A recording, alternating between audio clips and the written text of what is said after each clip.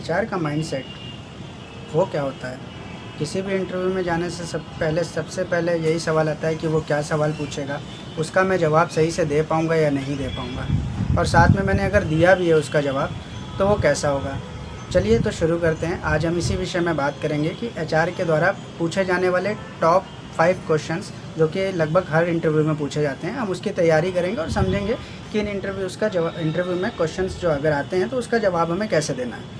लेकिन उससे पहले मैं आपसे क्षमा मांगूंगा क्योंकि मैं अभी इस समय अपने छत पर शूट कर रहा हूँ, बिकॉज़ नीचे काफ़ी मेहमान आए हुए हैं और मुझे लगा कि आप लोग के लिए वीडियोस के लिए देर हो जाएगी।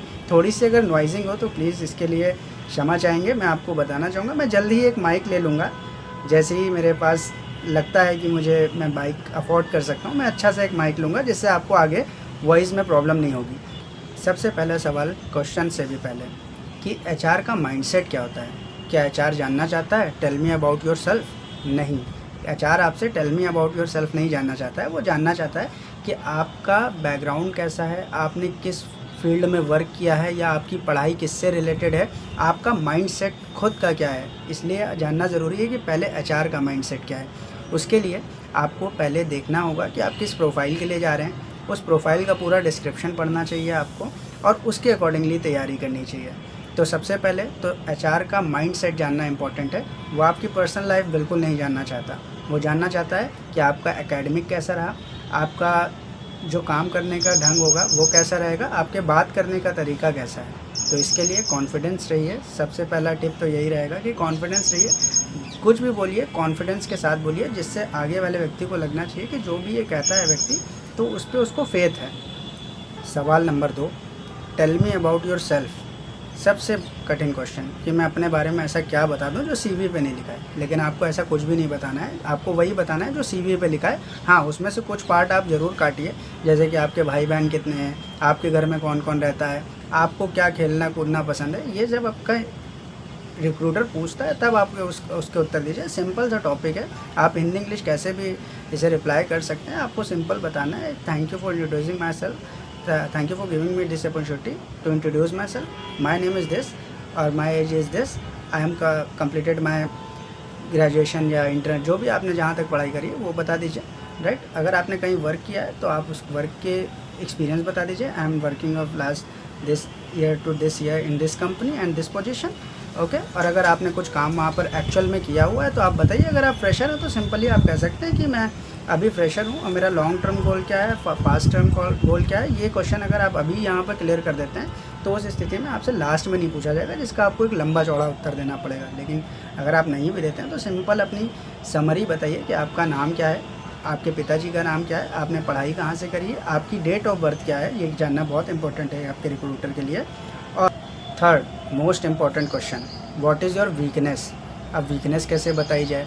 वीकनेस बताएंगे तो प्रॉब्लम हो जाएगी, इसको मेरी प्रॉब्लम्स पता चल जाएंगी। पता नहीं उसके बाद वीकनेस बताने के बाद ये मुझे लेगा भी या नहीं। लेकिन ऐसा नहीं है, अगर आप वीकनेस नहीं बताएंगे तो वो आपको नहीं लेगा। वीकनेस बताना ज़रूरी है। क्यों ज़रूरी है? क्योंकि आज के समय पे कोई भी व्यक्ति परफेक्ट नहीं है।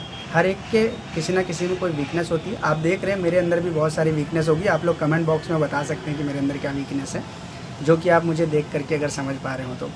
कई वीकनेस होती है तो आप भी यहाँ पर बता सकते हैं। लेकिन ये एक ट्रिकी क्वेश्चन है, आप इसमें ऐसा उत्तर नहीं दे सकते हैं कि मैं शॉर्ट टेम्पर्ड हूँ, मैं कुछ ही समय में जवाब दे देता हूँ, या कोई भी ऐसा आंसर जो कि आपकी जॉब प्रोफाइल को ख़तरा पहुँचाए।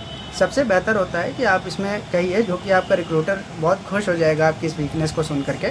सबसे पहले आप उसको बताइए कि मैं पब्लिक में बोलने के लिए थोड़ा कॉन्फिडेंस नहीं महसूस करता हूँ, लेकिन मैं इस पर काम कर रहा हूँ और जल्दी ही मैं इसको सॉल्व करने की कोशिश कर रहा हूँ, मैं सॉल्व कर लूँगा। बहुत ही लॉजिकल और सिंपल सा आंसर है इसका, तो इस पर आप काम कीजिए। आपका कोई भी रिक्रूटर यही चाहेगा कि आप जॉब में रहिए, तो चुप रहिए जैसा। हाँ, तो आ जाते हैं सबसे इम्पॉर्टेंट क्वेश्चन पे, जो कि है what is your long term goal और शॉर्ट टर्म गोल। तो सबसे सिंपल बात है, शॉर्ट टर्म गोल तो आप खुद ही बोलते होंगे कि सर सबसे पहले तो मेरा गोल यही है कि मैं इस जॉब को मैं सेलेक्ट हो जाऊं और उसके बाद मैं इसमें अपनी जर्नी शुरू करूं। लेकिन लॉन्ग टर्म गोल में क्या बताना है? लॉन्ग टर्म गोल का सबसे अच्छा उत्तर ये होता है कि आप उनको बोलें कि मैं आने वाले 5 सालों में अपने आप को उस पोजीशन पे देखना चाहता हूं जहां पर मैं टीम हैंडल कर सकूं और साथ ही साथ मैं इस कंपनी में अपना कंट्रीब्यूशन और ज़्यादा दिखा सकूं। ये बहुत ही स्मार्ट आंसर है, आप इसको फॉलो कीजिए, आपका रिक्रूटर 100% आपसे इम्प्रेस होने वाला है। तो गाइज़ अब हम आ गए हैं अपने लास्ट क्वेश्चन पे, लेकिन ये लास्ट क्वेश्चन भी उतना ही इम्पोर्टेंट है जितना आपका ऑफ़र लेटर रिलीज़ होना इम्पोर्टेंट है। तो इसका आपको आंसर ज़रूर आना चाहिए। तो ये एक क्वेश्चन नहीं है, ये आपको क्वेश्चन पूछना है अपने रिक्रूटर से। जब वो आपसे कहता है कि आप इस कंपनी के बारे में कुछ जानना चाहेंगे या आपका कोई क्वेश्चन हो, तो कभी सर मत हिलाइए नाम है, आपको वहाँ पे क्वेश्चन पूछना है। आपको पूछना है जैसे कि यहाँ पर आपका करियर ग्रोथ का क्या सिनेरियो है, यहाँ पर ग्रोथ कैसे मिलती है, यहाँ का वर्क कल्चर कैसा है, या फिर आप यहाँ पर ये भी पूछ सकते हैं कि मेरी शिफ्ट टाइमिंग क्या रहेगी, यहाँ पर जो भी सैलरी होती है वो किस समय पे मिलती है। जो भी आपको इम्पोर्टेंट लगता है उससे रिलेटेड क्वेश्चन पूछिए, लेकिन सिली क्वेश्चन मत पूछिए कि इसमें छुट्टियाँ कितनी मिलती हैं, ऐसा कुछ। छुट्टियाँ और सारी चीज़ों की जानकारी आपको इंडक्शन में दी जाएगी। तो गाइज़ ये थे हमारे टॉप 5 क्वेश्चन। मैं आशा करता हूँ कि आप हमारे इस क्वेश्चंस के उत्तर को अपनी तरह से मॉडिफाई करके इसका बेहतर लाभ उठा पाएंगे। और ऐसे ही इंफॉर्मेटिव वीडियोस को देखने के लिए हमारे चैनल को प्लीज़ सब्सक्राइब करें।